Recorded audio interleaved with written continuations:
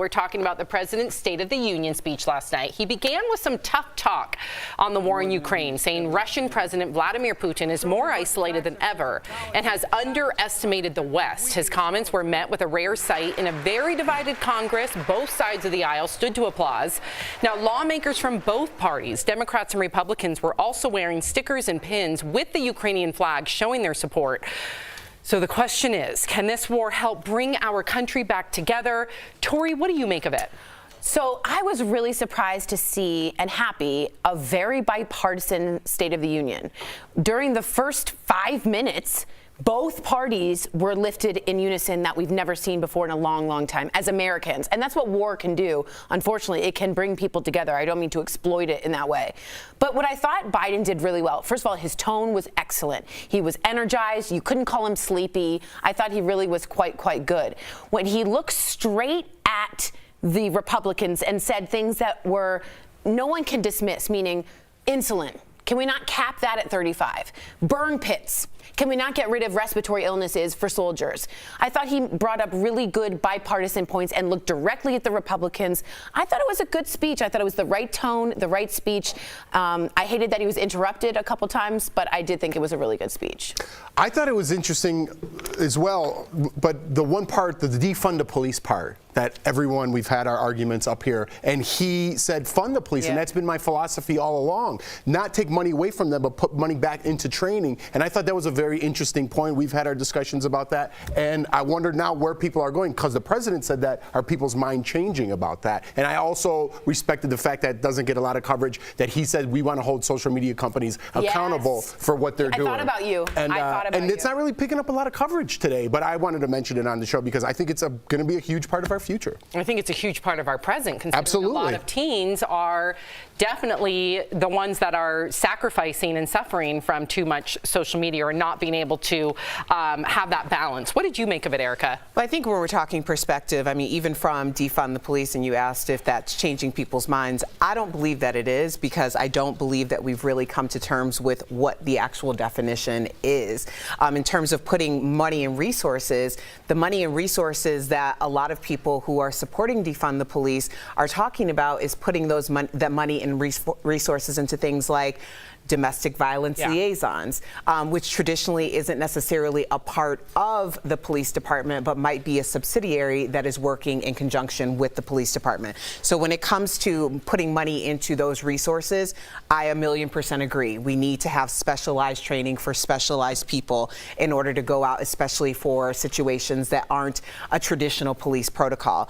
When we're talking about perspective in terms of the American people, I think seeing the rallying or a round of applause and people coming together, we have the perspective, much to what you alluded to before, Tori, of the idea that you don't want to say that war brings people together because that seems insensitive, but it also brings perspective, and it shouldn't come at the cost of someone else's pain and suffering. When we're talking about, people in the streets talking about how their lives have been uprooted and, their personal liberties have been exploited and taken away, we are seeing in very real time in Ukraine, we are seeing in very real time in other countries that are experiencing unrest, what it truly means to have your personal liberties and freedoms taken away. And I think that's a perspective a lot of people came together on last night. Well said. Speaking of the war in Ukraine, how is it going? On one hand, Russia has been stepping up its bombings, targeting more government and civilian areas in major cities. Look at that. It's so surreal. It's even hard to talk while you look at that very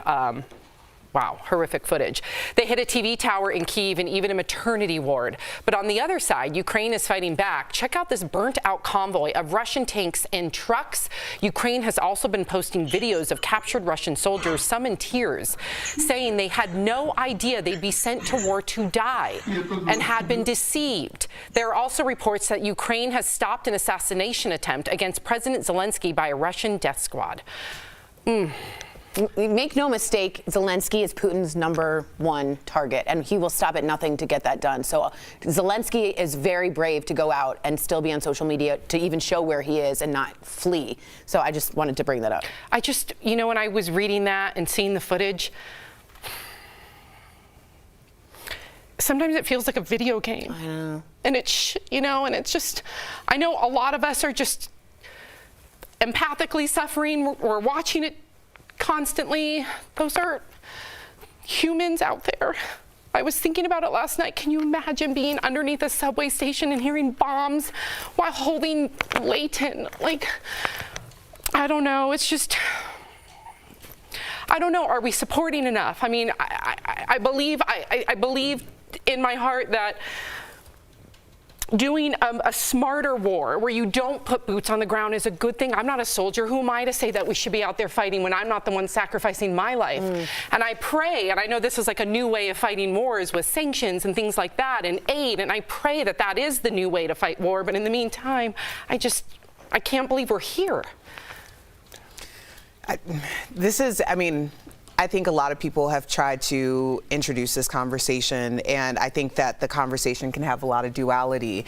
But, you know, the fact that the media is very much, ourselves included, very much focused on this in terms of like, look, they could be us. A lot of us have felt this way for quite some time about a lot of other countries. Yes. And societies that have been targeted and in conflict and constantly facing the dissemination of their culture and structures.